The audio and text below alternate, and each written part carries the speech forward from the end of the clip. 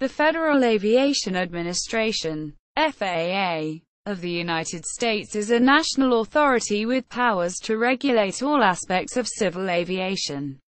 These include the construction and operation of airports, the management of air traffic, the certification of personnel and aircraft, and the protection of U.S. assets during the launch or re-entry of commercial space vehicles. Major functions. The FAA's roles include regulating U.S. commercial space transportation, regulating air navigation facilities' geometric and flight inspection standards, encouraging and developing civil aeronautics, including new aviation technology, issuing, suspending, or revoking pilots' certificates, regulating civil aviation to promote transportation safety in the United States, especially through local officers called Flight Standards District Officers, developing and operating a system of air traffic control and navigation for both civil and military aircraft, researching and developing the national airspace system and civil aeronautics, developing and carrying out programs to control aircraft noise and other environmental effects of civil aviation. Organizations. The FAA is divided into 4 lines of business. LOB. Each LOB has a specific role within the FAA. Airports. UP. Plans and develops projects involving airports, overseeing their construction and operations. Ensures compliance with federal regulations.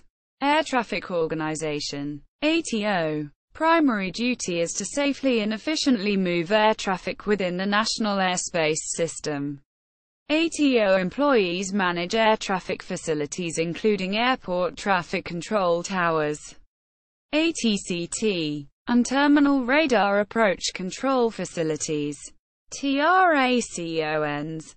See also Airway Operational Support, Aviation Safety, ABS, responsible for aeronautical certification of personnel and aircraft, including pilots, airlines, and mechanics. Commercial Space Transportation, AST, ensures protection of U.S. assets during the launch or re-entry of commercial space vehicles. Regions and Aeronautical Center operations. The FAA is headquartered in Washington, D.C., as well as the William J. Hughes Technical Center in Atlantic City, New Jersey, Mike Monroney Aeronautical Center in Oklahoma City, Oklahoma, and its 9 regional offices. Alaskan Region, Anchorage, Alaska, Northwest Mountain, Renton, Washington, Western Pacific, Lawndale, California, Southwest, Fort Worth, Texas, Central, Kansas City, Missouri, Great Lakes, Des Plaines, Illinois, Southern, College Park, Georgia, Eastern, Jamaica, New York, New England, Burlington, Massachusetts. History. The Air Commerce Act of May 20, 1926, is the cornerstone of the federal government's regulation of civil aviation. This landmark legislation was passed at the urging of the aviation industry, whose leaders believed the airplane could not reach its full commercial potential without federal action to improve and maintain safety standards. The Act charged the Secretary of Commerce with fostering air commerce, issuing and enforcing air traffic rules, licensing pilots, certifying aircraft, establishing airways, and operating and maintaining aids to air navigation. The newly created Aeronautics Branch, operating under the Department of Commerce, assumed primary responsibility for aviation oversight. In fulfilling its civil aviation responsibilities, the Department of Commerce initially concentrated on such functions as safety regulations and the certification of pilots and aircraft. It took over the building and operation of the nation's system of lighted airways, a task initiated by the Post Office Department. The Department of Commerce improved aeronautical radio communications, before the founding of the Federal Communications Commission in 1934, which handles most such matters today, and introduced radio beacons as an effective aid to air navigation. The aeronautics branch was renamed the Bureau of Air Commerce in 1934 to reflect its enhanced status within the department. As commercial flying increased, the Bureau encouraged a group of airlines to establish the first 3 centers for providing air traffic control, ATC, along the airways. In 1936, the Bureau itself took over the centers and began to expand the ATC system.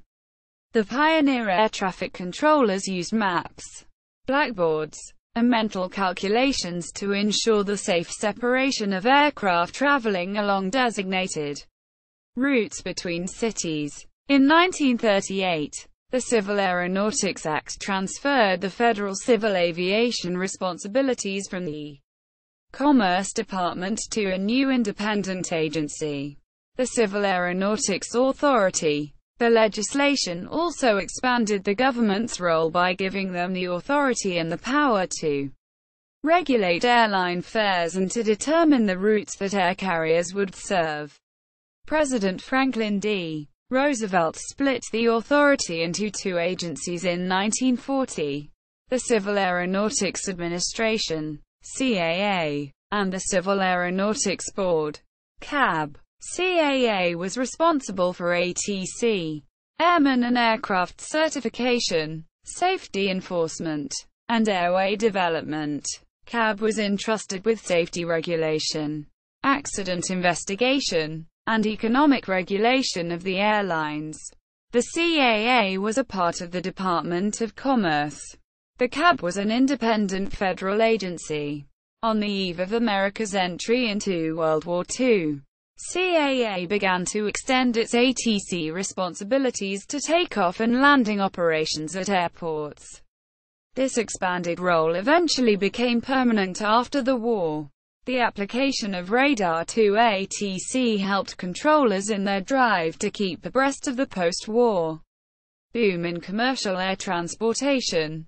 In 1946, meanwhile, Congress gave CAA the added task of administering the Federal Aid Airport Program, the first peacetime program of financial assistance aimed exclusively at promoting development of the nation's civil airports, the approaching era of jet travel, and a series of mid-air collisions. Most notable was the 1956 Grand Canyon mid-air collision, prompted passage of the Federal Aviation Act of 1958. This legislation gave the CAA's functions to a new independent body, the Federal Aviation Agency. The act transferred air safety regulation from the CAB to the new FAA, and also gave the FAA sole responsibility for a common civil-military system of air navigation and air traffic control. The FAA's first administrator, Elwood R. Quesada, was a former Air Force general and advisor to President Eisenhower. The same year witnessed the birth of the National Aeronautics and Space Administration, NASA, created in the wake of the Soviets' launching of the first artificial satellite and assuming NACA's role of aeronautical research. In 1967, a new U.S. Department of Transportation combined major federal responsibilities for air and surface transport. The Federal Aviation Agency's name changed to the Federal Aviation Administration as it became one of several agencies, e.g., Federal Highway Administration, Federal Railroad Administration, the Coast Guard, and the St. Lawrence Seaway Commission. Within albeit the largest, the FAA administrator would no longer report directly to the President but would instead report to the Secretary of Transportation. New programs and budget requests would have to be approved by which would then include these requests in the overall budget and submit it to the President. At the same time, a new National Transportation Safety Board took over the Civil Aeronautics Board's CAB. Role of investigating and determining the causes of transportation accidents and making recommendations to the Secretary of Transportation. CAB was merged into DOC with its responsibilities limited to the regulation of commercial airline routes and fares. The FAA gradually assumed additional functions. The hijacking epidemic of the 1960s had already brought the agency into the field of civil aviation security. In response to the hijackings on September 11, 2001, this responsibility is now primarily taken by the Department of Homeland Security. The FAA became more involved with the environmental aspects of aviation in 1968 when it received the power to set aircraft noise standards. Legislation in 1970 gave the agency management of a new airport aid program and certain added responsibilities for airport safety. During the 1960s and 1970s, the FAA also started to regulate high-altitude, over 500 feet, kite and balloon flying. By the mid-1970s, the agency had achieved a semi-automated air traffic control system using both radar and computer technology. This system required enhancement to keep pace with air traffic growth. However, especially after the Airline Deregulation Act of 1978 phased out the CAB's economic regulation of the airlines.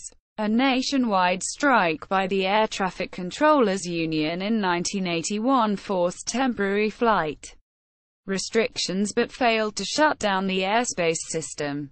During the following year, the agency unveiled a new plan for further automating its air traffic control facilities.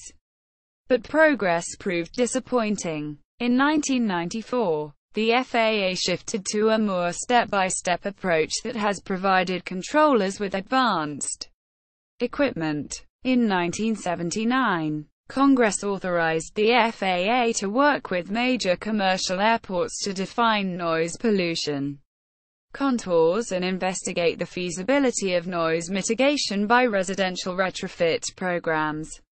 Throughout the 1980s, these charters were implemented. In the 1990s, satellite technology received increased emphasis in the FAA's development programs as a means to improvements in communications, navigation, and airspace management. In 1995, the agency assumed responsibility for safety oversight of commercial space transportation, a function begun 11 years before by an office within DOT headquarters. The agency was responsible for the decision to ground flights after the September 11 attacks. In 2007, two FAA whistleblowers, Inspectors Carolyn B. Bobby Boatros and Douglas E. Peters, alleged that Boatros said he attempted to ground Southwest after finding cracks in the fuselage of an aircraft, but was prevented by supervisors he said were friendly with the airline. This was validated by a report by the Department of Transportation which found FAA managers had allowed Southwest Airlines to fly 46 airplanes in 2006 and 2007 that were overdue for safety inspections, ignoring concerns raised by inspectors. Audits of other airlines resulted in two airlines grounding hundreds of planes, causing thousands of flight cancellations. The House Transportation and Infrastructure Committee held hearings in April 2008. Jim Oberstar, former chairman of the committee, said its investigation uncovered a pattern of regulatory abuse and widespread regulatory lapses, allowing 117 aircraft to be operated commercially, although not in compliance with FAA safety rules. Oberstar said there was a culture of coziness between senior FAA officials and the airlines and a systematic breakdown in the FAA's culture that resulted in malfeasance bordering on corruption. Quote, In 2008, the FAA proposed to fine Southwest $10.2 million for failing to inspect older planes for cracks. And in 2009, Southwest and the FAA agreed that Southwest would pay a $7.5 million penalty and would adopt new safety procedures, with the fine doubling if Southwest failed to follow through. 21st century. In December 2000, an organization within the FAA called the Air Traffic Organization, ATO, was set up by presidential executive order. This became the air navigation service provider for the airspace of the United States and for the New York, Atlantic, and Oakland, Pacific, Oceanic areas. It is a full member of the Civil Air Navigation Services Organization. The FAA issues a number of awards to holders of its licenses. Among these are demonstrated proficiencies as an aviation mechanic, a flight instructor, a 50-year aviator, or as a safe pilot. The latter, the FAA Wings program, provides a series of 3 badges for pilots who have undergone several hours of training since their last award. For more information, see FAA Advisory Circular 61-91H. On March 18, 2008, the FAA ordered its inspectors to reconfirm that airlines are complying with federal rules after revelations that Southwest Airlines flew dozens of aircraft without certain mandatory inspections. The FAA exercises surprise red team drills on national airports annually. On October 31, 2013, after outcry from media outlets, including heavy criticism from Nick Bilton of the New York Times, the FAA announced it will allow airlines to expand the passengers' use of portable electronic devices during all phases of flight. But mobile phone calls will still be prohibited. Implementation will vary among airlines. The FAA expects many carriers to show that their planes allow passengers to safely use their devices in airplane mode, gate-to-gate, by the end of 2013. Devices must be held or put in the seat back pocket during the actual takeoff and landing. Mobile phones must be in airplane mode or with mobile service disabled, with no signal bars displayed, and cannot be used for voice communications due to Federal Communications Commission regulations that prohibit any airborne calls using mobile phones.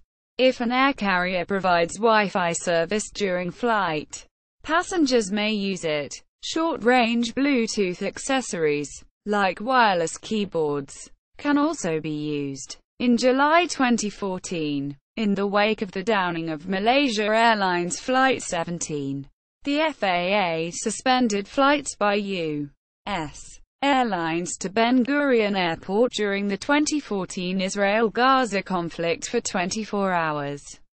The ban was extended for a further 24 hours, but was lifted about 6 hours later. FAA reauthorization and air traffic control reform. U.S. law requires that the FAA's budget and mandate be reauthorized on a regular basis. On July 18, 2016, President Obama signed a second short-term extension of the FAA authorization, replacing a previous extension that was due to expire that day. The 2016 extension, set to expire itself in September 2017, left out a provision pushed by Republican House leadership, including House Transportation and Infrastructure T&I Committee Chairman Bill Shuster, RPA. The provision would have moved authority over air traffic control from the FAA to a non-profit corporation, as many other nations, such as Canada, Germany and the United Kingdom have done.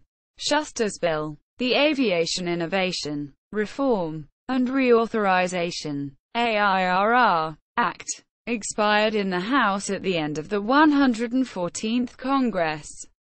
The House T&I Committee began the new reauthorization process for the FAA in February 2017.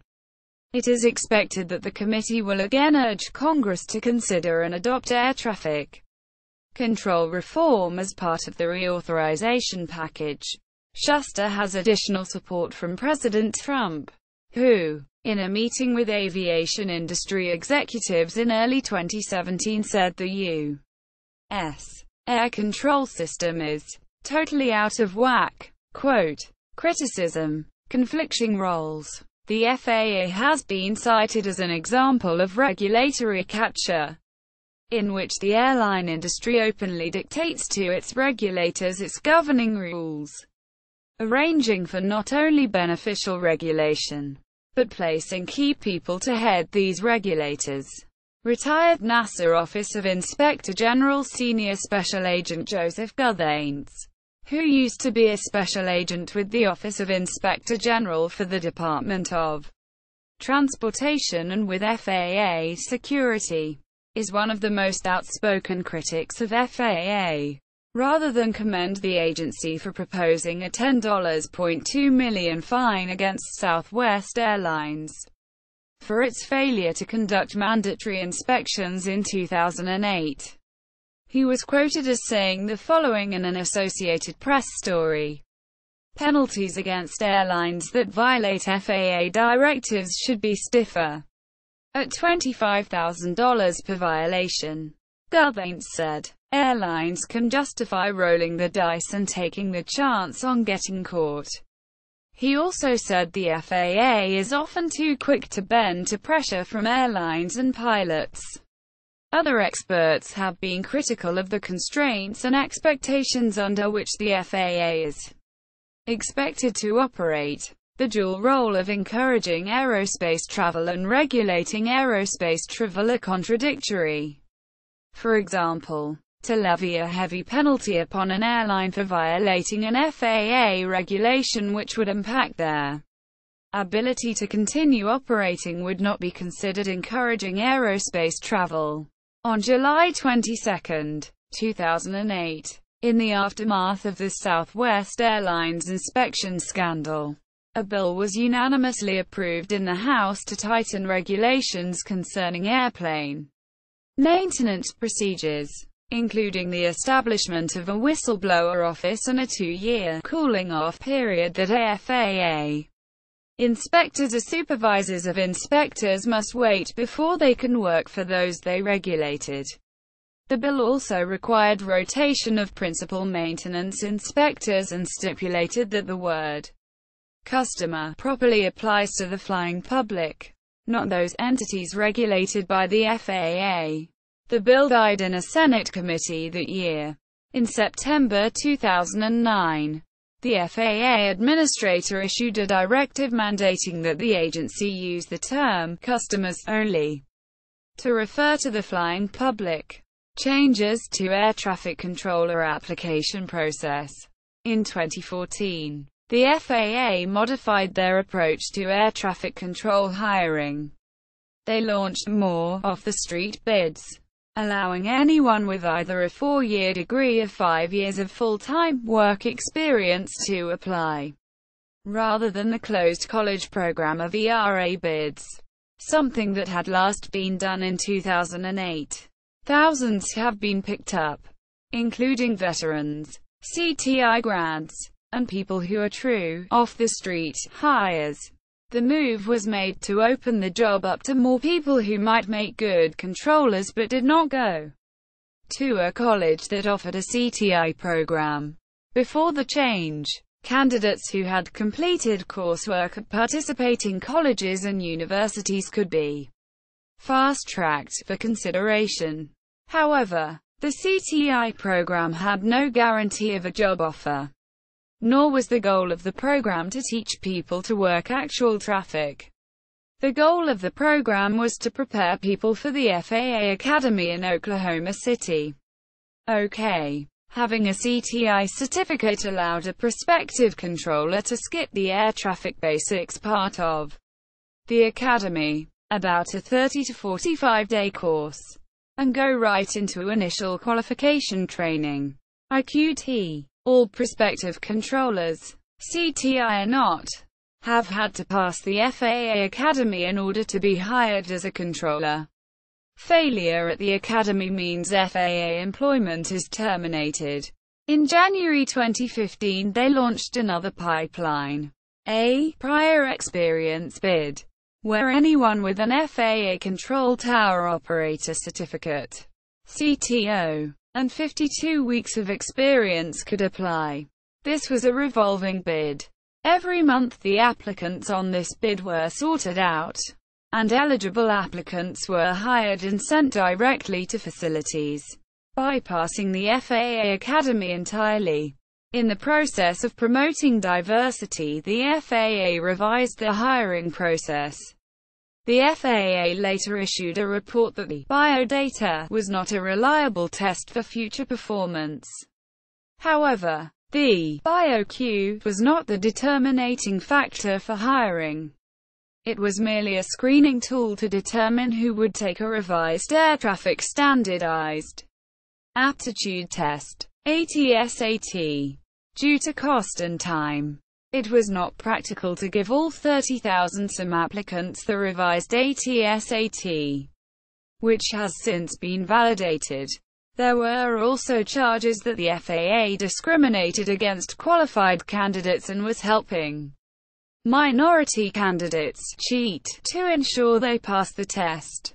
In December 2015, a reverse discrimination lawsuit was filed against the FAA seeking class action status for the thousands of men and women who spent up to $40,000 getting trained under FAA rules before they were abruptly changed. The prospects of the lawsuit are unknown, as the FAA is a self-governing entity and therefore can alter and experiment with its hiring practices, and there was never any guarantee of a job in the CTI program. List of FAA administrators. FAA process. Designated engineering representative. A designated engineering representative. There is an engineer who is appointed to act on behalf of a company or as an independent consultant. IC. Company does act on behalf of their employer and may only approve or recommend the FAA approves technical data produced by this company. Consultant does are appointed to act as independent does to approve or recommend the FAA approves technical data produced by any person or organization.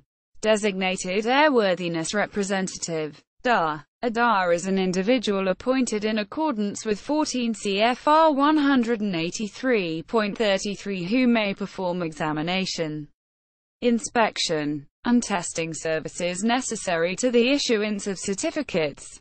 There are two types of DARs: manufacturing and maintenance. Manufacturing DARs must possess aeronautical knowledge, experience, and meet the qualification requirements of Order 8100.8. Maintenance DARs must hold a mechanic's certificate with an airframe in power plant rating under 14 CFR Part 65. Certification. Airmen other than flight crew members, or a repairman certificate, and be employed at a repair station certificated under 14 CFR Part 145. Or an air carrier operating certificate holder with an FAA-approved continuous airworthiness program, and must meet the qualification requirements of Order 8100.8. Chapter 14. Specialized experience. Amateur built-in light sport aircraft DARs. Both manufacturing DARs and maintenance DARs may be authorized to perform airworthiness certification of light sport aircraft. DAR qualification criteria and selection procedures for amateur built-in light sport aircraft. Airworthiness functions are provided in Order 8100.8. See also Federal Aviation Regulations. National Aviation Authority. Generic term. United States government role in civil aviation.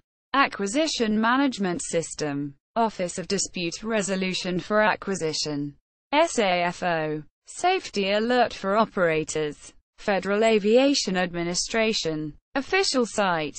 Records of the Federal Aviation Administration in the National Archives. Record Group 237. Federal Aviation Administration in the Federal Register. FAA Safety Briefing. FAA Pilot Safety Brochures.